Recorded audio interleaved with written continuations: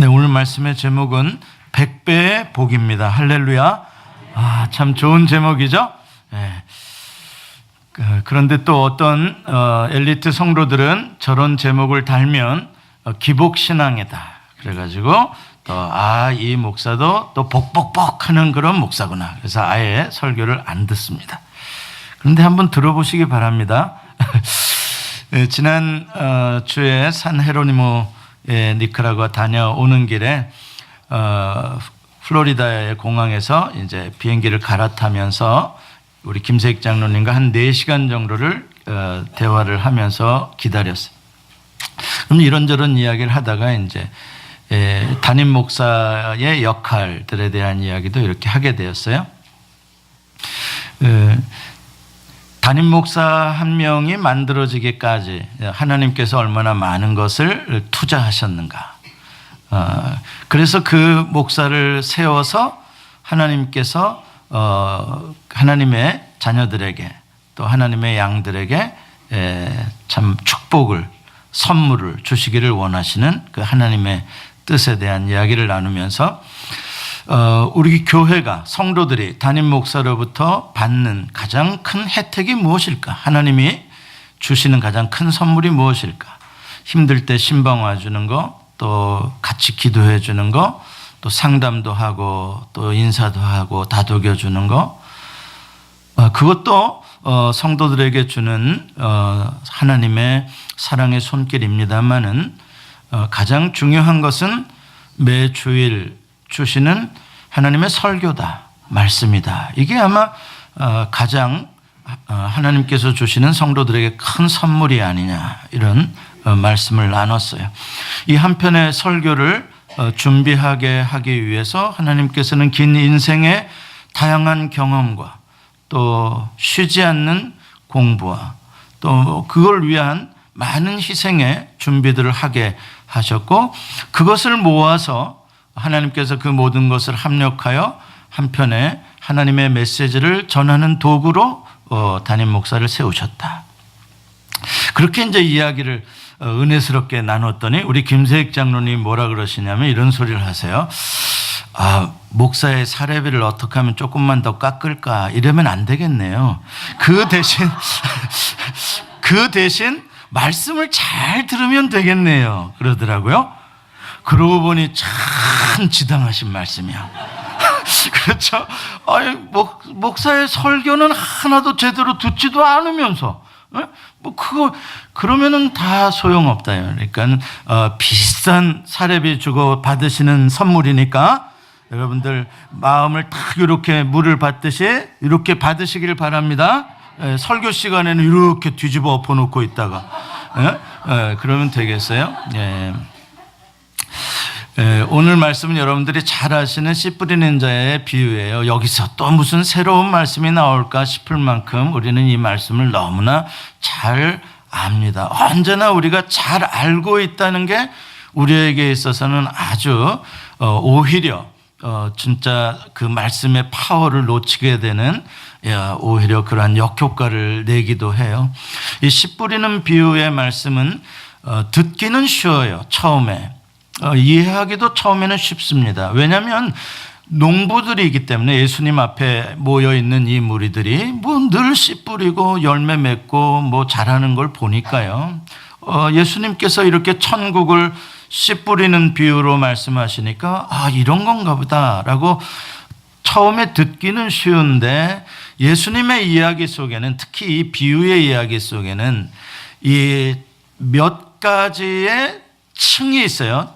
뭐라 그럴까요? 그 디멘션, 차원이 있어요. 그래서 아주 육신적이고 물질적인 어떤 육체적인 차원이 있고, 조금 더 들어가면 영적인 차원이 있는데, 그것도 더 깊은 영적인 차원에까지 이렇게 있어요. 그래서 예수님께서 들을 귀가 있는 자는 들을지어다 라고 말할 때 그 들을 귀는 육체적인 어떤 소리가 아니라 더 영적인, 더 깊은 의미를 들을 수 있는 귀를 가져라라는 권면이죠. 왜냐하면 예수님의 이 이야기 속에는 많은 영적인 그러한 깊은 암시들과 함축된 내용들이 들어있기 때문에 그것에 대해서 아무 생각 없이 들으면 그 깊은 유익함을, 그 선물을 놓쳐버리고 마는 것이죠. 씨를 뿌리는 자가 씨를 뿌리는데 네 종류의 밭에 떨어졌다 이야기를 합니다. 하나는 길가에 떨어졌고, 하나는 돌밭에 떨어졌고, 하나는 가시떨기 땅에 떨어졌고, 하나는 좋은 땅에 떨어졌다. 그런데 이제 봄이 지나 여름이 지나 가을이 되어 보니까 좋은 땅에서만 열매가 맺혀 있고 나머지 땅에서는 열매가 없더라 하는 내용입니다. 이건 무슨 뜻이냐면 씨앗에 생명이 없는 게 문제가 아니라 그 씨앗을 받는, 그 말씀을 듣는 사람들의 마음의 밭의 상태와 환경의 상태에 의해서 어떤 사람은 그렇게 풍성한 열매를 맺을 수도 있지만, 풍성한 하나님의 나라를 누릴 수도 있지만, 어떤 사람은 그런 나라를 하나도 누려보지도 못하는 사람이 있을 수 있다라는 이야기입니다. 얼핏 들으면 뭐 다 이해할 수 있는 이야기들입니다. 그런데 여기에 벌써 어떤 중요한 갈등이 여기에 등장을 합니다. 아마 여러분들은 무슨 갈등이 있나 여기에 라고 생각할지 모르겠습니다만 조금만 더 깊이 생각해 보면 갈등이 있어요. 왜 갈등이냐?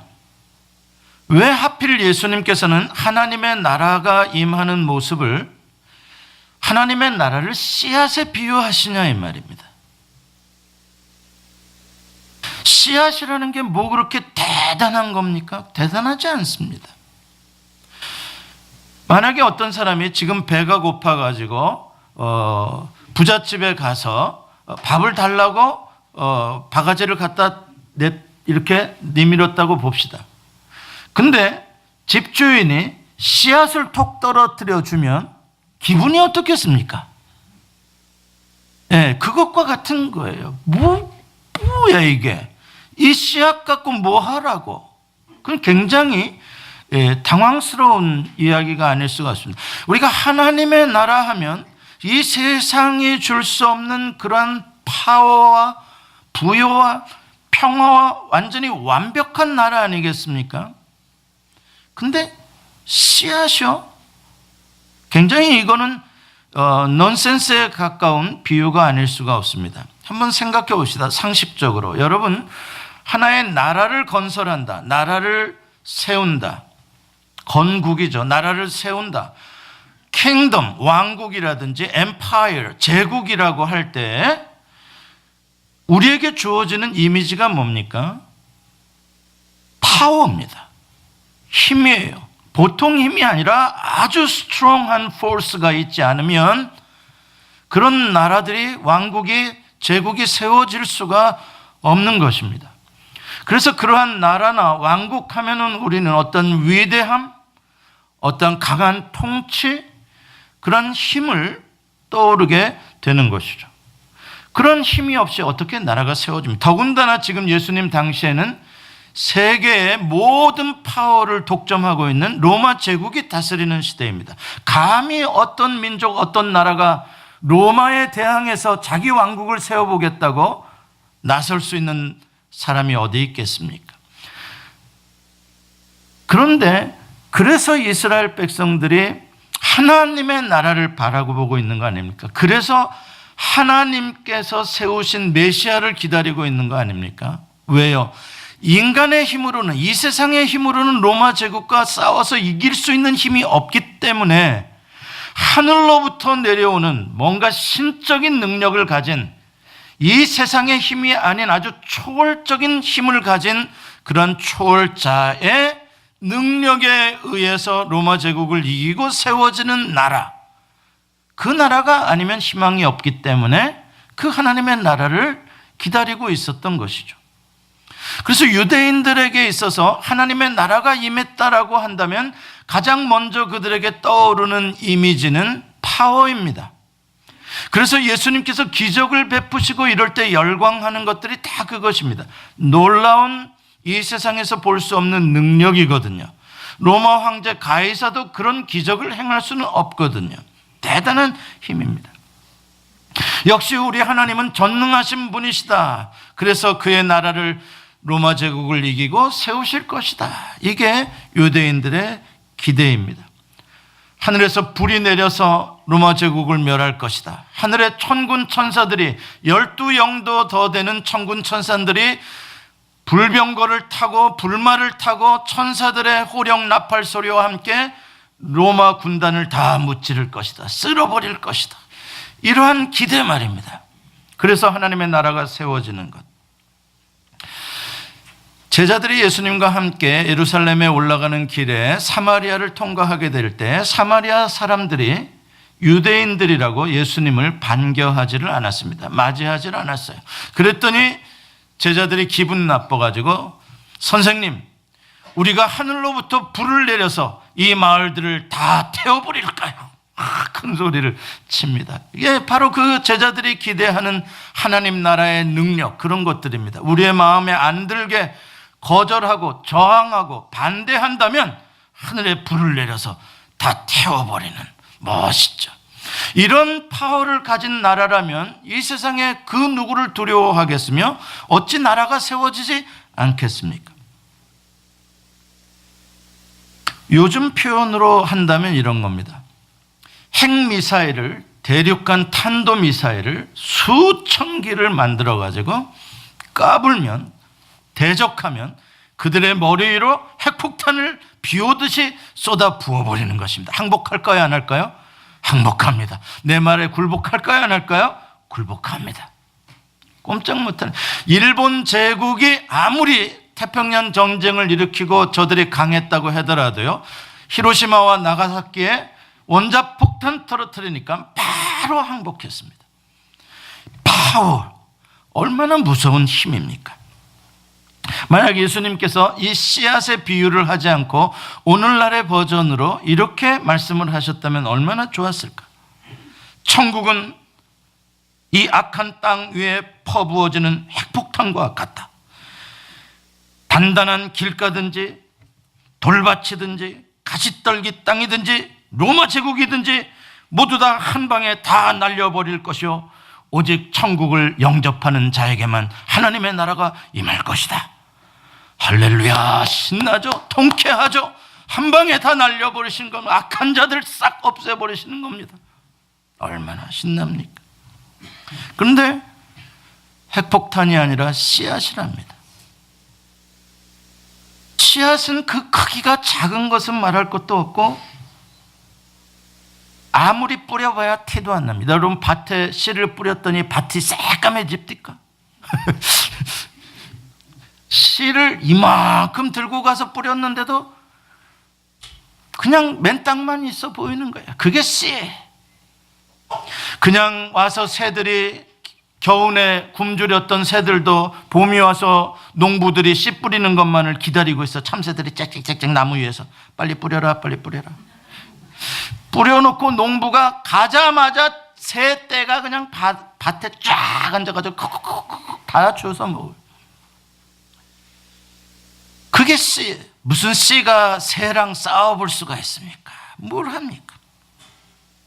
거기다가 햇볕이 뜨거워지면은 제때 비가 오지 않으면 그나마 말라 죽고, 잡초와 가시떨기가 또 풍성하면은 또 그 기운에 눌려서 죽고, 꽃도 피워보지 못하는 씨들은 숱하게 많아요. 여러분, 농부가 씨를 100개를 뿌린다면 그 중에 진짜 꽃을 피고 열매를 맺는 씨는 몇 개나 되겠습니까?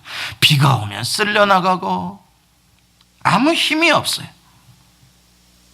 간신히 그것이 생존해서 열매를 맺는다고 해도 다음 달에 맺는 열매도 아니고 그 다음 달에 맺는 열매도 아니고 가을에나 가야 열매가 맺어집니다.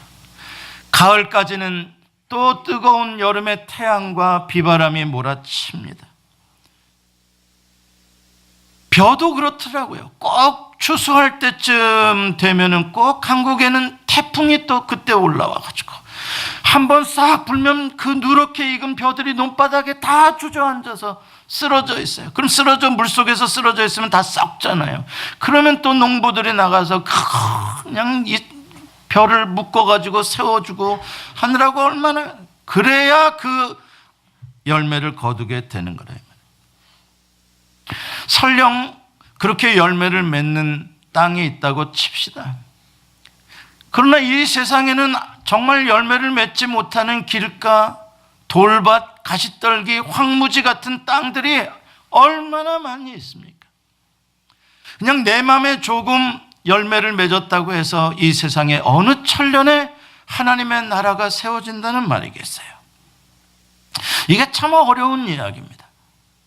얼마나 어렵냐면 여자가 낳은 자 중에 가장 큰 자라고 칭찬을 받았던 세례 요한도 이 씨앗처럼 임하는 하나님의 나라에 대해서 얼마나 갈등을 했는지 몰라요. 이해할 수가 없었어요. 특별히 세례 요한은 아주 불같은 선지자입니다. 그래서 그를 엘리야라고 부르기도 했죠. 세례 요한은 유대인들을 향해서 독사의 자식이라는 말을 퍼붓고 지금 나무 뿌리 위에 도끼가 올려져 있으니까 회개하지 않는 자는 찍혀서 불에 던지우리라고 그렇게 경고의 메시지를 아주 강력하게 날린 사람이 세례 요한입니다. 그는 예수님이 누구신지를 알았던 사람입니다. 내 뒤에 오시는 이는 그의 능력은 나랑 비교할 게 안 된다. 그는 하나님의 아들 메시아시오 어린 양이시다. 나는 물로 너희에게 세례를 주지만 내 뒤에 오시는 이는 불로 너에게 세례를 주실 거다. 얼마나 파워풀한 예수님을 증거하고 있는지 모릅니다. 그런데 세례 요한이 헤롯 왕에게 체포되고 감옥에 갇히게 되었습니다. 아마 그때 세례 요한은 조금도 두려워하지 않았을 것입니다. 그만큼 강직한 사람이고 믿음의 사람입니다. 그런데 세례 요한을 흔들었던 것은 뭐냐면 자기가 죽을까 봐 겁내는 게 아니라 자기가 그토록 증언했고 확신했던 그 메시아가 아닌 것 같다라는 의심이 들기 시작하는 겁니다. 이게 세례 요한을 아주 불안하게 하고 우울하게 했던 거예요. 감옥에서. 왜? 그 메시아가 불같은 능력으로 역사를 한다면 이제 내일 모레 아니면 글패에는 이 헤롯의 왕국이 됐든 로마 제국이 됐든 멸하고 자기를 꺼내줄 것 같은데, 그런데 아무런 일도 일어나지 않는 겁니다.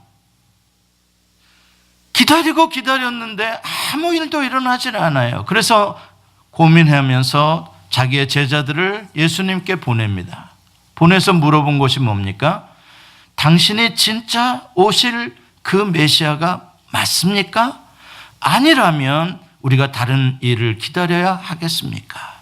라고 묻습니다. 무슨 뜻입니까?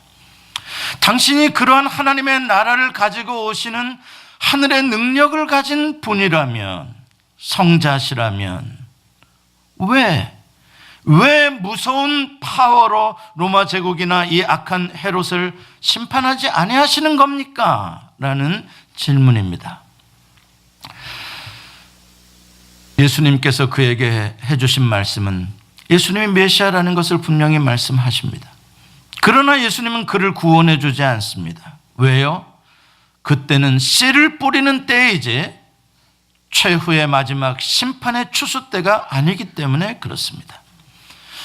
여러분, 이 세상의 모든 악들은 하나님께서 인내하시며 최후의 심판의 날까지 놔두십니다. 그 악들이 존재하는 가운데 우리들은 정말 싹을 틔워서 열매를 맺기까지 그것과 싸워야 하는 과정을 지나갑니다. 그 과정에서 희생을 당하는 사람들도 얼마든지 있을 수 있는 것이죠. 그래서 하나님의 나라를 씨앗에 비유할 때 우리를 언제나 힘들게 하는 게 이 너무 작다는 거, 너무나 연약하다는 거, 그리고 오래 기다려야 한다는 이 기다림, 이 자금과 기다림이 우리에게 언제나 문제이고 걸림돌입니다. 그래서 사람들은 그 하나 씨앗으로 임하는 하나님의 나라에 대해서 별로 관심을 갖지 않고 거절하기가 쉽습니다. 왜냐하면 사람들이 필요로 하는 것은 지금 당장 나에게 현찰의 대박을 달라는 것이죠. 예수님께서는 그 하나님의 나라가 말씀의 씨앗의 형태로 오늘도 사람들의 마음에 떨어지게 되는데, 말씀의 씨앗이기 때문에 들어오는 루트가 귀를 통하여 들어온다고 말씀합니다. 들음을 통하여 들어온다는 거예요. 이 들음이라는 것은 매우 중요한 겁니다. 여러분들이 가치 있다고 생각하는 것에 대해서는 잘 듣습니다. 경외한다고 생각하는 것들에 대해서는 잘 듣습니다. 만약에 여러분들이 여러분들의 부모를 잘 경외하는 자식이라면 부모의 말을 경청합니다. 만약에 여러분들이 여러분들의 선생님, 스승을 존중한다면 스승의 가르침에 귀를 기울입니다. 만약에 여러분들이 하나님을 정말로 경외하는 분들이라면 하나님의 말씀에 귀를 기울입니다. 이렇게 경외라는 것은 언제나 내가 경외하는 그 대상이 나에게 하는 말에 귀를 기울이게 되어져 있는 것입니다. 이 들음을 통해서 역사가 나타나는 것이죠. 오늘 이곳에도 네 종류의 마음의 밭에 앉아 계실 수가 있고, 또한 여러분 개인이 네 종류의 마음의 밭을 다 가지고 계실 수도 있습니다. 첫 번째 마음의 밭을 한번 보십시다. 길가입니다. 아주 딱딱한 땅입니다. 메마른 땅입니다. 사람들과 짐승들과 우마차들이 지나가면서 얼마나 단단하게 굳어졌는지, 그리고 눈에도 잘 띕니다. 그렇기 때문에 거기에 씨앗이 떨어져 봐야 뿌리를 내리지도 못하고 위에 뒹굴고 있는데 눈에 잘 띄니까 새들이 먹기 아주 좋은 땅이 길가에 떨어진 씨앗들입니다. 그럼 누가 길가밭일까요? 이런 사람이 길가밭입니다. 첫째로 조는 사람. 둘째로 눈은 떴는데 안 듣는 사람. 셋째로 저 말은 나랑 상관없는 말이다 라고 생각하는 사람. 저 설교는 나랑 상관이 없다라고 들으니 그게 내 마음에 들어올 리가 없지요. 그러면서 그래도 앉아있는 의미를 찾기 위해서 내랑은 안 맞는 설교이지만 이 집사한테는 맞겠네, 이러면서 앉아서 듣고 있는 거 다 길가밭입니다. 어떤 사람은 열심히 받아 적어놓고 내가 이 다음에 목장 예배할 때 써먹어야지. 다 길가밭입니다. 무엇보다도 길가밭의 유혹에 빠지기 쉬운 경우는 내가 원하는 나의 니드, 나의 필요에 오늘 하나님이 나에게 주신다는 저 말씀은 매칭이 안 되는 사람들입니다. 하나님, 나는 지금 현찰 달란 말입니다 그러고 앉아있는데 설교는 자꾸 씨를 준답니다. 매칭이 안 되는 거예요. 그래서 so what? 하나님 현찰 달라고요. 나 씨 줄게. 안 들을래요. 여러분, 이런 일이요 얼마나 흔한지 몰라요. 예수님을 따라왔던 수많은 사람들, 예수님이 너희가 나를 따르는 것은 표적을 보고 깨달음이 아니라 떡을 먹고 배부름이로다. 내가 너희에게 줄 떡은 세상의 떡이 아니요 하늘로부터 내려온 떡이니 곧 내 살이니라. 나를 먹는 자는 영생을 얻으리라. 그랬더니 사람들이 아멘 그렇습니까? 고개 돌리고 다 갔습니까? 고개 돌리고 다 갔습니다. 왜요? 나는 떡만 주시면 되는데 주님, 떡은 안 주시고 살을 주시겠다니 사양하겠습니까? 다 길가밭입니다. 내가 원하는 것을 바로 주지 않을 때에 듣지 않으려고 하는 것이죠. 두 번째는 돌밭입니다. 돌밭은 흙이 있는데 흙이 얕죠. 바로 밑에 바위가 있습니다. 그래서 뿌리를 조금 내리다가 바위를 만나면 바위를 뚫고 내려가질 못하고 그 대신 기운이 싹 쪽으로 올라와서 싹은 쭉 자라게 파랗게 다른 데보다 더 빨리 파래집니다. 좋은 땅보다 더 빨리 파래져요. 이 길가 땅은요. 이 돌밭 땅은요. 이게 무슨 뜻이겠습니까? 이 설교를 하면 아멘 하고 야 오늘 나 들으라고 주신 말씀이다. 그래서 목장 예배 때도 막 간증합니다. 와 오늘 내 마음이랑 너무 맞았다. 말씀이 참 예수 소망교회 오니까 말씀이 너무 좋다. 그래서 예수 소망교회 와서 내 믿음이 이렇게 자랐다. 막 자랑도 하십니다. 좋은 일입니다. 그래서 믿음이 겁나게 자란 줄 알았는데 막 파릇파릇 솟아나온 줄 알았는데 담임 목사가 오늘 나를 보고 인상 썼다. 그러고 안 나와버립니다. 도대체 그동안에 아멘하고 세상에 이런 말씀을 나는 못 들어봤다고 자랑하고 간증했던 건 어디 갔는지 모르겠습니다. 돌밭입니다. 진짜 말씀의 뿌리가 내려져서 내 안에 누구와도 상관없이 하나님의 나라가, 하나님과의 관계가 이루어지는 성숙을 가지 못하고 내가만 아는 수준에서 이해하고 끝나버렸기 때문에 그런 일들이 일어나는 겁니다. 더 말씀을 깊이 묵상하고 그러한 내 마음의 그러한 갈등들을 깨뜨리고, 그러한 갈등이 왔을 때 오늘 담임 목사가 왜 나한테 인상을 쓰고 인사를 안 했나? 안 나가버려야 되겠다가 아니라 그런 생각이 들 때 뭐에 걸린 거예요? 바위에 걸린 거예요. 그러면 조금 더 기도하고 조금 더 말씀을 더 생각하면서 아이고 그럴 리가 있나, 그렇게 생각하고 다음 주에 나오면 그 바위가 조금 깨지는 거고 뿌리가 더 내려가는 거예요. 여러분 말씀을 언제나 깊이 묵상하시기를 바랍니다. 세 번째는 가시떨기예요. 가시떨기는 곡식도 웬만큼 잘 자랍니다, 이 밭은. 그런데 문제는 잡초들, 가시떨기들이 더 빨리 더 무성하게 자란다는데 문제가 있습니다. 여러분들이나 저의 마음에는 다 잡초가 있습니다. 가라지가 있어요. 우리의 마음 속에는요. 끊임없이 원수마귀 사탄은 우리의 마음에 가라지를 뿌려요. 내가 안 받으려고 그래도 이상하게 가라지라는 것은 내 마음에 잘도 자라요. 신경질 나는 가라지, 짜증나는 가라지, 미움의 가라지, 나 그런 거 안 하고 싶은데도 막 자라요. 우리의 마음에는 가라지가 언제나 있어요. 그 가운데에서 말씀의 싹을 틔우고 하나님의 나라의 이 생명의 곡식을 우리는 키워내는 거예요. 그런데 내 마음의 가라지가 더 많이 커버리면 하나님의 말씀이 기운이 막혀가지고 열매를 맺지를 못하는 거예요.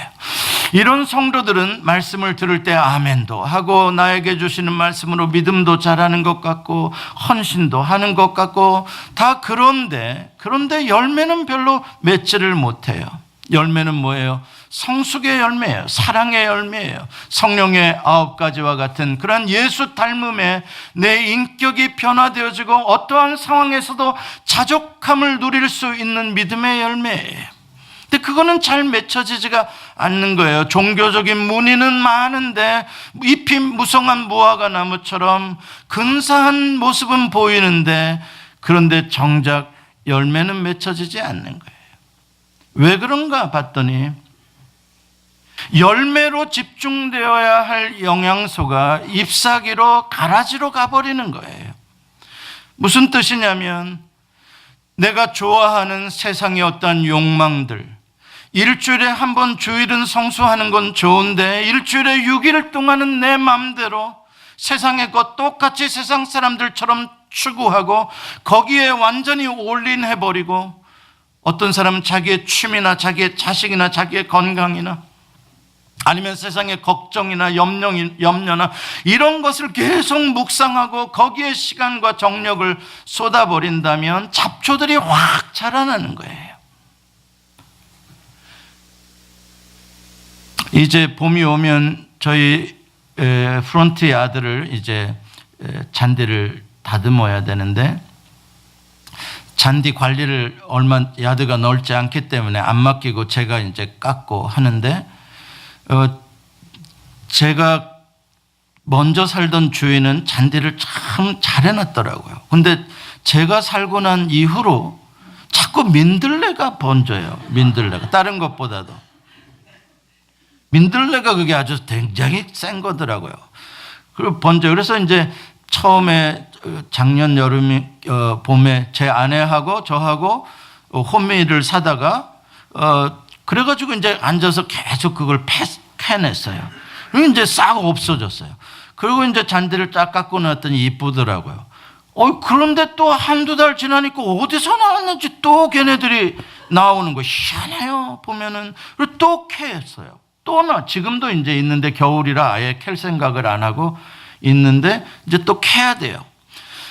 이걸 어떻게 하나 봤더니 전문가들의 이야기를 들어봤더니 그렇게 해가지고는 잡초를 못 없앤대요. 잡초를 없애려고 노력하지를 말고 잔디가 잘 자라는 잔디 영양소를 잔디에 많이 주라는 거예요. 적절한 때에 잔디 영양소를 주면 잔디가 폭도 아주 촘촘해지면서 잔디의 생명력이 커져서 그런 잡초들이 날 자리를 안 준대요. 잔디가 많아서. 잔디가 엉성엉성하니까 그 잡초 씨앗들이 땅에 떨어져서 난다는 거예요. 그 말을 들으니까 일리가 있는 거예요. 마찬가지. 여러분들도 여러분들의 시간과 묵상과 정력을 하나님의 말씀과 하나님의 나라와 하나님의 의를 생각하는데 거기다가 영양분을 주면 그러면 잡초들이 줄어들고 열매를 맺는 거고, 그렇지 않고 걱정들, 염려들만 붙잡고 거기다가 영양분을 주면 그런 것들이 자라난다는 거예요. 인디안 속담 중에 사람의 마음 속에는 두 마리의 늑대가 자라고 있다라고 해요. 하나는 착한 늑대고 하나는 악한 늑대랍니다. 어린 손자가 할아버지 인디언에게 묻습니다. 그럼 할아버지, 나는 착한 늑대야, 악한 늑대야? 그건 너한테 달렸지. 왜? 네가 네 마음에 있는 착한 늑대에게 먹이를 많이 주면 너는 착한 늑대가 되는 거고, 네 안에 있는 악한 늑대에게 먹이를 많이 주면 걔가 빨리 커가지고 너는 악한 늑대가 되는 거란다. 같은 이야기들입니다. 이렇게 길가나 돌밭이나 가시덤불이나 참 쉽지 않은 이러한 과정들을 거치고 나서 비바람을 견디고 나서야 가을에 그 때가 오면 열매를 맺는 거기 때문에 열매를 맺는 좋은 밭이 된다는 건 결코 쉬운 일이 아니라는 거예요. 그 사람은 타고날 때부터 그냥 아예 자동으로 좋은 땅이 된 사람이 아니에요. 누구나 우리는 길가밭도 되고 돌밭도 되고 가시덤불 밭도 다 되는 건데 그것들을 말씀으로 이기는 거죠. 그것을 잘 들음으로 이겨내는 거예요. 인내함으로 이겨내고 소망을 가지고 이겨내는 거예요. 그래야 좋은 땅의 열매의 때가 오게 되는 겁니다. 그러기 때문에 이 한 단계 열매를 맺기 위해서 올라갈 때마다 거기에서 필터링 되어지는 그런 성도가 되지 말고 그것을 극복해내는 성도가 되셔야 되는 거예요. 하나님의 나라는 지난주에 떡 반죽 그릇이 복을 받고 이렇게 많이 외양간에 우양의 새끼들이 복을 받고 막 그랬는데, 여러분 오해하시면 안 돼요. 하나님의 나라, 하나님의 복은 광주리에 가득 담긴 아주 고급 선물 세트, 과일 선물 세트 같은 모습으로 우리에게 주어지는 게 아니에요. 하나님의 나라는 과일 선물 세트로 우리에게 주어지는 게 아니라 사과 씨 하나, 복숭아 씨 하나, 배 씨 하나 그래가지고 우리에게 주시는 거예요. 그거 아무것도 아니라고 무시해버리고 버려버리는 사람은 하나님의 나라를 누리지 못해요. 하나님의 나라는 풍성한 떡으로 빵으로 광주리를 가득 채워서 우리에게 주시는 게 아니에요. 하나님의 나라는 갑자기 사업이 그냥 갑자기 한 달 만에 잘 되고 하늘에서 금덩이가 떨어지고 복권이 당첨되는 나라가 아니에요. 하나님의 나라는 무시무시한 파워로 갑자기 기적이 이곳저곳에서 일어나는 것도 아니에요. 오늘 씨앗의 비유 뒤에 나오는 예수님의 비유는 하나님의 나라는 누룩과 같다, 겨자씨와 같다라고 말해요. 더 작고 더 약해 보이는 거예요. 처음에는 눈에 보이지도 않아요. 그런 게 있는지도 몰라요.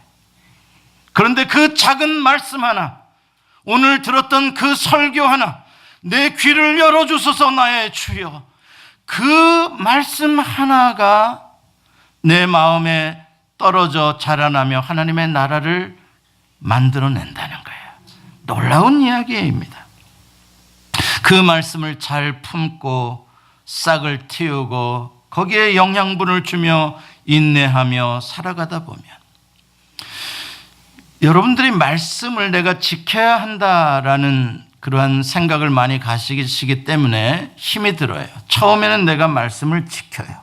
맞아요. 뺏어가지 못하도록. 그런데 말씀이 많이 나에게 차이게 되면, 쌓이게 되면 놀랍게도 말씀이 나를 지켜줘요. 여러분, 그 차원으로 들어가셔야 되는 거예요.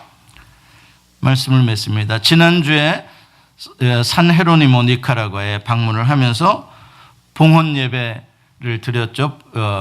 그 헌당 예배, 산 헤로니모에 있는 선교센터 헌당 예배. 거기에서 제가 증거했던 본문이 이 본문의 말씀이에요. 기도하는 가운데 이 말씀을 전하고 싶었어요. 산 헤로니모에 지어진 선교센터는 하늘나라의 씨앗 창고다. 이곳에서 지금 당장 여러분들의 배를 불려줄 수는 없다. 우리가 아침 저녁마다 맨날 당신들에게 먹을 거는 주지 못한다. 당신들이 원하는 돈도 나눠주지 못한다. 그러나 우리에게 그것들보다 더 무한대의 가능성을 가지고 있는 생명의 씨가 있다. 그게 복음의 씨다. 오늘 나도 50년 전, 60년 전 그 생명의 씨앗을 먹고 받고 자랐기에 오늘의 내가 있다. 오늘 대한민국의 모든 믿음의 사람들도 그 어려웠던 과거에 배고팠던 시절에 빵은 못 먹었어도 주일에 교회에 가서 하나님의 말씀을 먹었기에 모든 고난을 이기고 우리가 이만큼 자라날 수 있었다. 마찬가지다. 산 헤로니모, 정말 불모지, 황무지, 아무 희망이 없는 곳. 정말 이 아이들이 조금만 더 크면은 눈에 초점이 없어지고 아무런 희망이 없어질 이 아이들, 아직 그러나 이 아이들, 어린 아이들에게 희망의 눈망울이 살아있을 때 이 아이들에게 하나님 나라의 복음의 씨앗을 심어준다면 이 아이들이 앞으로 얼마나 무성한 하나님 나라의 나무가 되어서 새들이 그 안에 깃들겠는가. 이게 바로 하나님의 선교이고 하나님이 주시는 축복이라고 저는 믿고 그렇게 증거를 했어요. 사랑하는 성도 여러분, 지금 말씀 하나 아무것도 아닌 것처럼 보입니다. 차라리 한 바가지에 그냥 먹음직스러운 흰 쌀밥이 훨씬 더 좋아 보일 겁니다. 여러분, 그러나 그렇지 않습니다. 쌀밥은 오늘 먹으면 끝나지만 씨앗은 오늘 배고파도 미래가 있는 겁니다. 여러분, 지금의 인생도 마찬가지예요. 내 인생 늦었고 아무것도 없다라고 생각하지 마세요. 그렇지 않아요. 하나님은 오늘도 이 말씀을 통하여 여러분들의 마음의 밭에 무한한 생명의 씨앗을 심어주고 계시는 거예요. 이거는 현찰보다도 더 강력한 것이에요. 이것을 여러분에게 주시는 하나님의 진짜 리얼 축복으로 여러분들이 받으시고 고귀하게 품으시고 매주 그 말씀들을 사모하신다면 여러분 5년, 10년, 20년 아니면 여러분들의 후대 보십시오. 100배의 열매고 맺혀져 있을 것입니다. 기도하시겠습니다. 하나님, 우리의 어리석음을 깨우쳐 주시옵소서.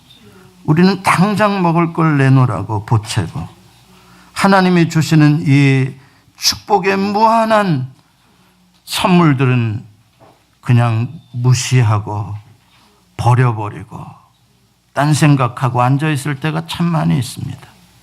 하나님, 우리를 깨우쳐 주시고 우리가 들음으로 복 있는 자들이 되게 해 주옵소서. 예수님의 이름으로 기도합니다. 아멘. 찬송.